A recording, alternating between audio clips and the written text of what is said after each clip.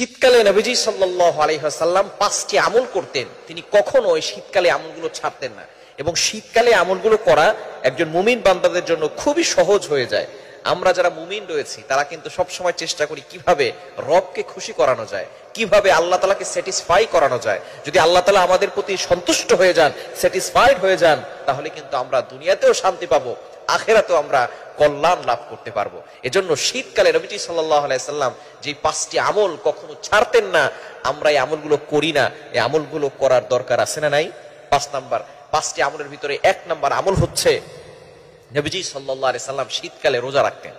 নবীজি সাল্লাল্লাহু আলাইহি সাল্লাম প্রতি সপ্তাহে রোজা রাখতেন, সোমবার এবং বৃহস্পতিবার রোজা রাখতেন। তবে শীতকালে দিনটা একটু ছোট হয়ে যাওয়ার কারণে রোজা রাখতে অনেক সহজ হয়। এজন্য যারা আমরা নফল রোজা বেশি বেশি রাখতে চাই তাহলে কিন্তু আমরা শীতকালে রোজা রাখতে পারি, কারণ দিনটা অনেক ছোট।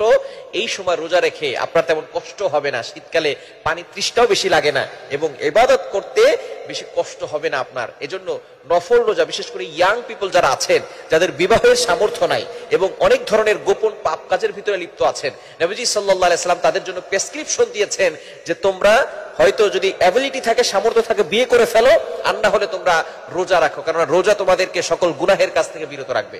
এজন্য 1 নাম্বার কাজ হচ্ছে শীতকালীন আমল হচ্ছে রোজা রাখা। নাম্বার 2, দ্বিতীয় নাম্বার আমল হচ্ছে, যেহেতু রাত অনেক দীর্ঘ হয়, রাত অনেক বড় হয় শীতকালে, তো আপনি যদি একটু আর্লি ঘুমাতে পারেন তাহলে কিন্তু শেষ দিকে উঠে আপনি তাহাজ্জুদের সালাত আদায় করতে পারেন। নবীজি সাল্লাল্লাহু আলাইহি সাল্লাম তাহাজ্জুদের নামাজ কখনো মিস করতেন না। কিন্তু দুঃখজনক হলেও সত্য, আমাদের সমাজের ভিতরে ম্যাক্সিমাম মানুষ এমন রয়েছে যারা শীতকালে ওযু করার ভয়ে, ঠান্ডা পানি লাগানোর ভয়ে ফজরের নামাজ পর্যন্ত পড়ে না। ফরজ গোসল হয়েছে, গোসল করতে হবে, এই ভয়ে ফজরের নামাজ পর্যন্ত পড়ে না।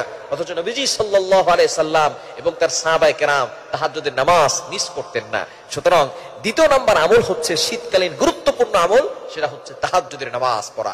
কারণ যে ব্যক্তি সফলতা অর্জন করতে চায় অবশ্যই তাকে রাতের সালাত পড়তে হবে।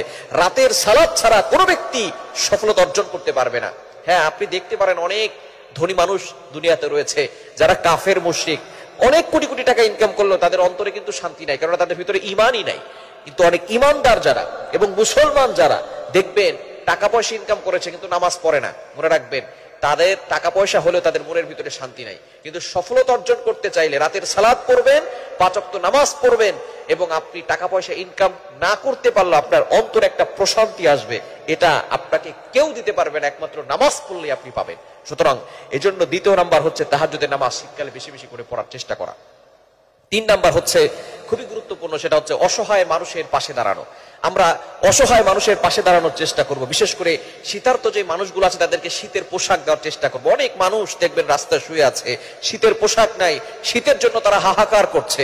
আপনি আপনার টাকা পয়সা ওয়েস্ট না করে, অপচয় না করে, এই টাকা পয়সা দিয়ে আপনি কিছু কম্বল কিনে আপনি অসহায় মানুষের কাছে বিতরণ করে দিতে পারেন, কিছু শীতের পোশাক আপনি তাদেরকে দিতে পারেন। এটা শীতকালীন গুরুত্বপূর্ণ একটি আমল। এই ডোনেশন করলে আল্লাহ তাআলা দান করার সওয়াবও দিবেন, আবার মানুষকে, অসহায় মানুষের পাশে দাঁড়ানোর সওয়াবও আল্লাহ তাআলা আপনার আমলনামায় দিয়ে দিবেন। এবং 4 নাম্বার হচ্ছে খুবই গুরুত্বপূর্ণ, সেটা হচ্ছে শীতকালীন যেই শীত আসে এটা জাহান্নামের একটি নিঃশ্বাস।